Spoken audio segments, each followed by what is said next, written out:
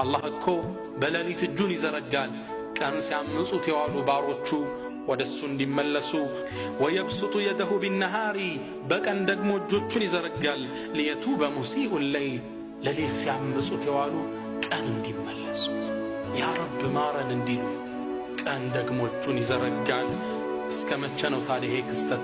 ሐታ ተጥለዐ ሸምሱ ሚን መግሪቢሃ ፀሐይ በገባችበት እስክትወጣ ድረስ ይላሉ ነቢይ ሰለላሁ ዐለይሂ ወሰለም። ምነው አላህን ብር የሚዘጋው? ከዚህ በፊት እነዚህ ሕዝቦች የደጃልን ተአምር አይተዋል። የነቢዩላህ ዒሳን ከሰማይ መውረድ ተመልክተዋል። የነቢዩላህ ዒሳ ዘመን ላይ የተከሰተውን የእጁጅና መእጁጅን አይተዋል። እንዴት አላህ እንዳጠፋቸው አይተዋል።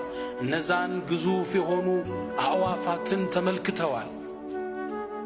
ይህ ሁላ ከሆነ በኋላ ወደ ኩፍር ወደ ወንጀል ሲመለሱ አላህ ከዚህ ላይ ይበቃል ይላል፣ ይዘጋባቸው።